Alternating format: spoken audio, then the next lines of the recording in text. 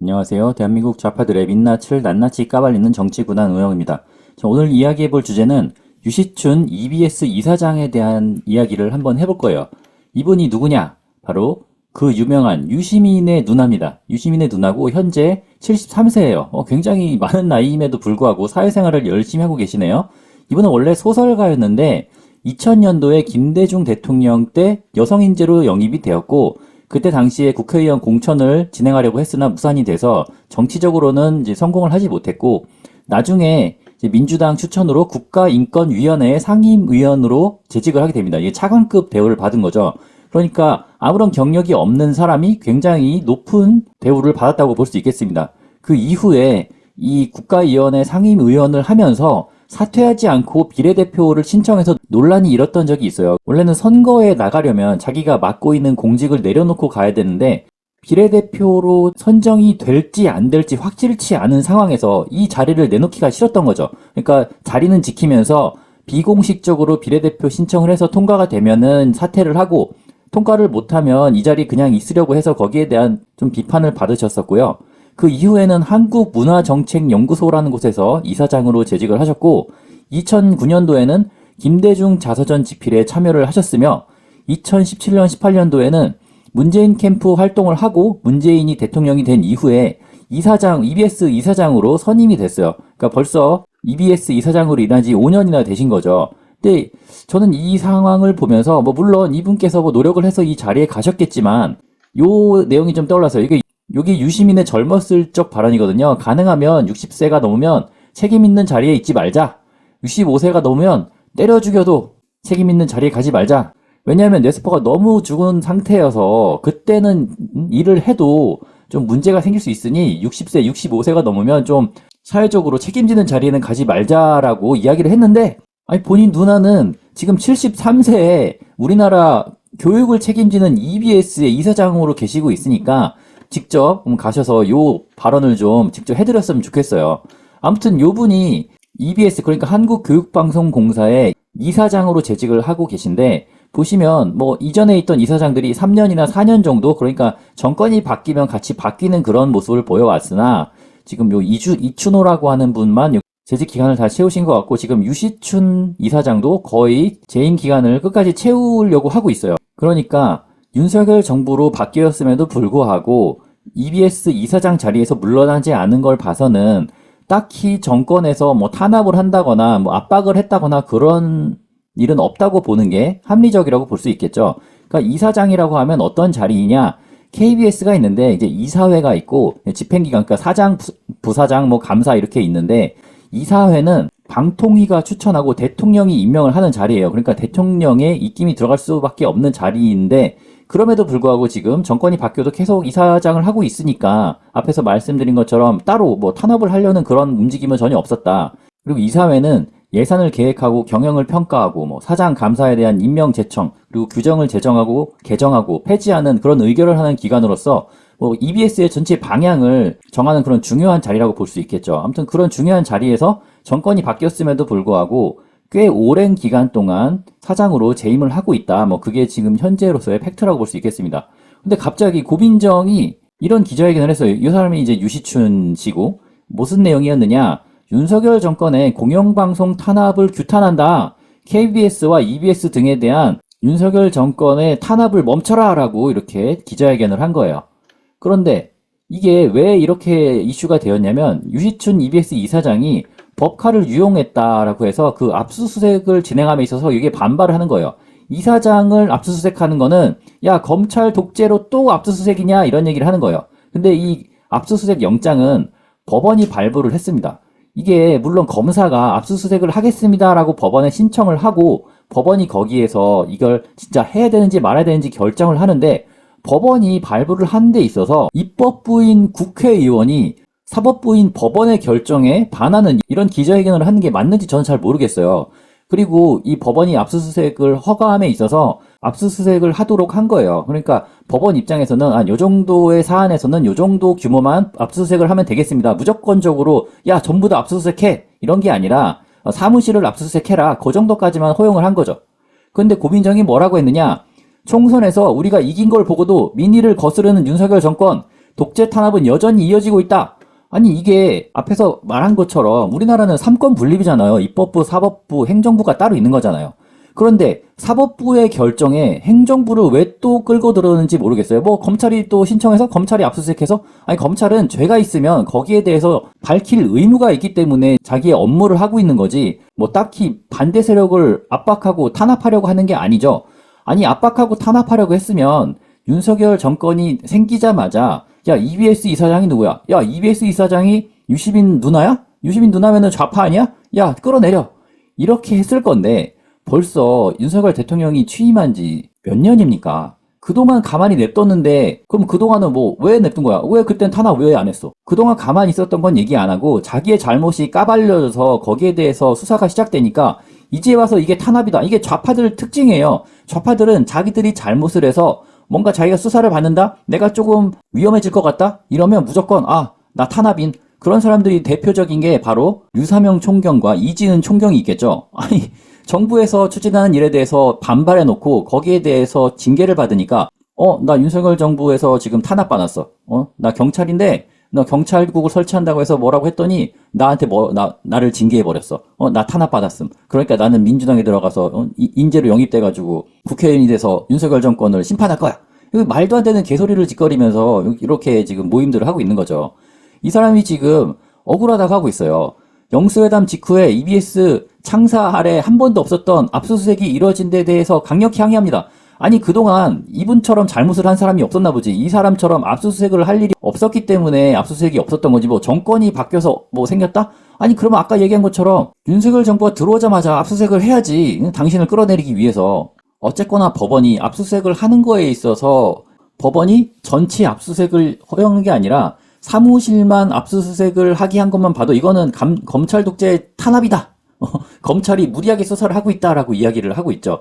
그리고 방통위, 국민권익위, 검찰이 하나가 되어 임기가 5개월 남은 나를 죽이려 한다. 아니 임기 5개월밖에 안 남았는데 그냥 냅두면 되지. 이제 와서 나를 죽이려고 한다. 이 방통위 놈들, 국민권익위 놈들, 검찰, 니놈들 다 한통속이지. 이렇게 지금 호소를 하고 있는 거죠. 근데 이분은 EBS 이사장에 추천되면서부터 사실 논란이 있었어요. 뭐 요분이 이런 활동을 했었죠. 뭐 꽃할배 유세단이라고 해서 문재인은 내가 지킨다 이런 활동을 하면서 이제 좀 어떻게 보면 보훈 인사를 받았다고 보는데 이게 어떤 이슈가 있었느냐.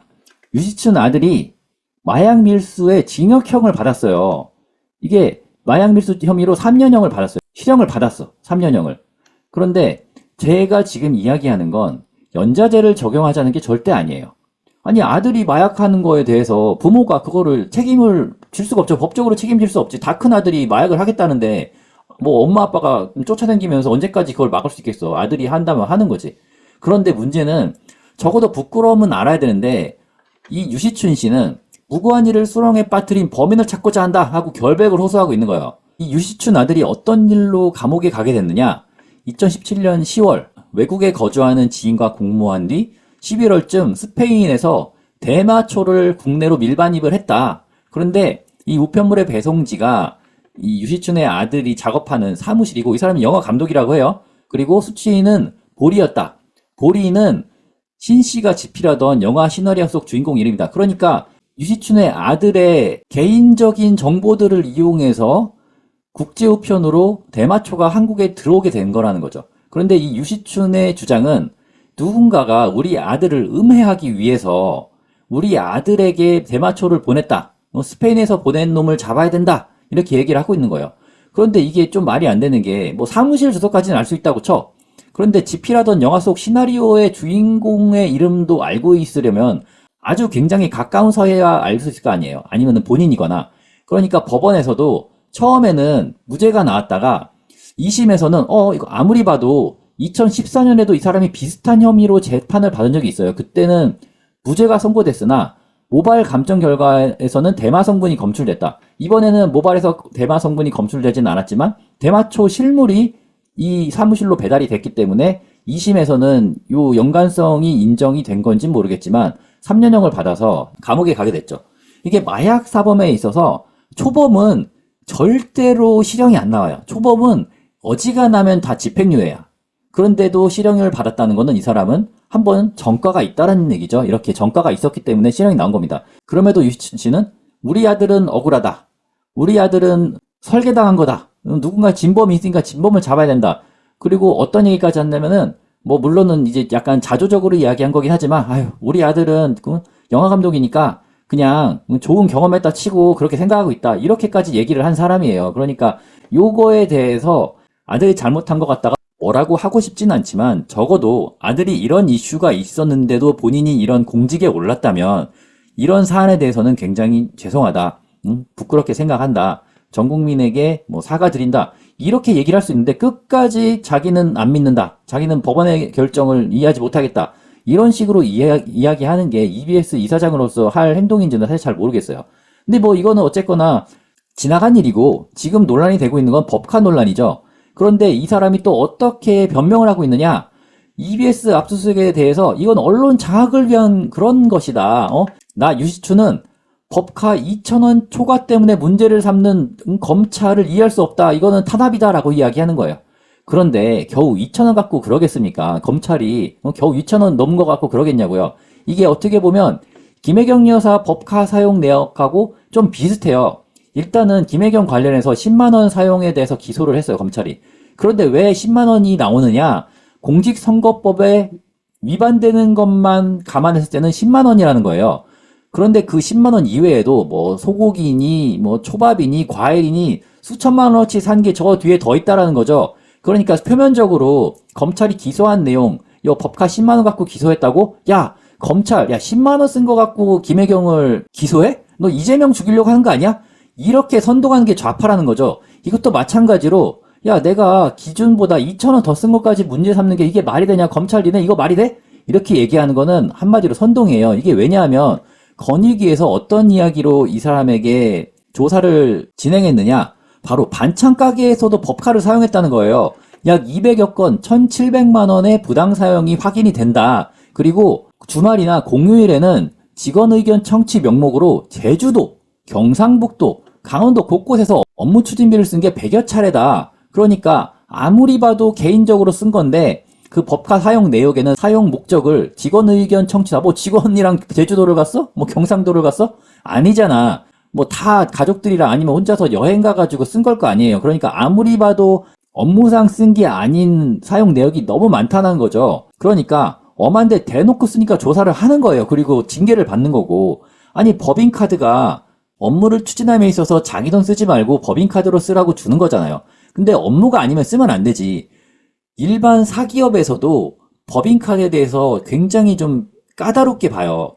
예를 들어서 뭐 너무 비싼 밥을 먹으면 안 되고 그리고 이상한 사용처에서 가서 쓰면 안 되고 이런 것들이 다 있단 말이죠. 법인카드 사용 그 규정이 다 있어.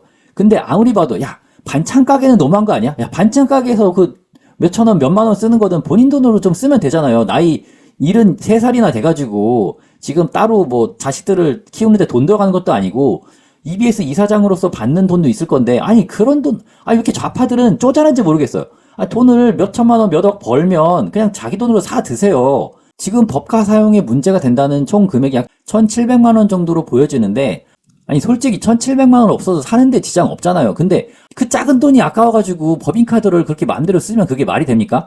김혜경 씨도 마찬가지예요. 김혜경 씨도 뭐 이재명이 그래도 된다고 했는지는 모르겠지만 아니 법인카드 사용한 내역이 부끄러우면 그냥 정당하게 벌을 받고 벌금 내고 책임질 거 책임지고 그러고 깨끗하게 물러나면 되는데 물론 정치적으로 이재명이 살아나야 되기 때문에 계속 이걸 공방전을 벌이고 있는데 아니 좌파분들도 누가 봐도 법인카드 그냥 마음대로 쓴 거잖아. 마음대로 쓴 거면은 엄한데 쉴드 치지 마시고 그냥 깨끗하게 인정하고 우리나라가 좋은 방향으로 나가려면 이런 거 다 인정하고 벌 받을 거 벌 받고 해야 그게 우리나라가 좋은 방향으로 흘러가는 거 아니겠어요? 아니 이거는 좌파고 우파고 다 똑같은 거예요. 만약에 우파 쪽 인사가 이렇게 법인카드를 사용하다가 걸려가지고 막 계속 발뺌을 한다면 전 그 사람도 비판할 거예요.